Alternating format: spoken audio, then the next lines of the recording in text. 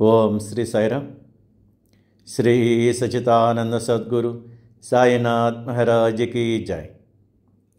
శ్రీ సాయిబాబా వారి అనుగ్రహంతో ఇప్పుడు ఆధ్యాత్మిక భక్తి చింతన, భక్తి ఆచరణ మార్గాలను తెలుసుకుందాం. నిండు మనసుతో భగవంతుని ఆరాధనలో ఉండగలరు.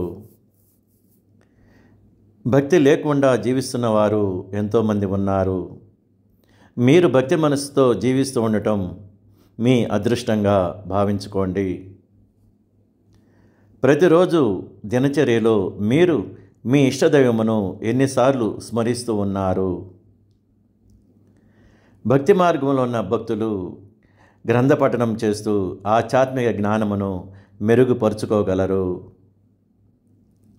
భక్తులకు భగవంతుడికి మధ్యలో కుటుంబ చికాకులు ఉన్నాయి, ఆర్థిక సమస్యలు ఉన్నాయి, అనారోగ్యము ఉన్నాయి, ఇలా ఎన్నో విషయాలు అడ్డంకిగా ఉన్నాయి.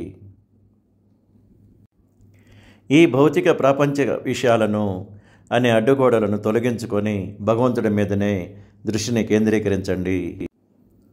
తోటి మనుషుల స్వభావాల మీదను, ఇంకా వారు చేస్తున్న పనుల మీదను మీరు మీ మనసును, ఇంకా మీ విలువైన కాలమును వృధా చేసుకోకండి. మనము మరియు ఇంకా మన కళ్ళ ముందు కనిపిస్తున్నది అంతా తాత్కాలికం మాత్రమే. భగవంతుని శక్తి మాత్రమే శాశ్వతమైనది. నశించే వస్తువుల మీద మోజును, ఎప్పుడు కళ్ళు మూస్తామో తెలియని ఈ మానవ జన్మ మీద వ్యామోహమును వీడి దేవుడితో ఉండగలరు. సంపద అభివృద్ధి కోసము కృత్రిమమైన సాహసాలు మానుకోండి.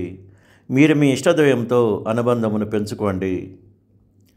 భక్తి మార్గంలో ఉన్న భక్తులు భగవంతుని మీద సంపూర్ణ విశ్వాసంతో ఉండగలరు. మీరు చేసే ప్రతి మంచి పనికి దేవుడు అండగా ఉంటాడు ఎల్లవేళలా. ఓం శ్రీ సాయిరామ్. ఓం శ్రీ సాయిరామ్. శ్రీ సచితానంద సద్గురు సాయినాథ్ మహారాజ్కి జై.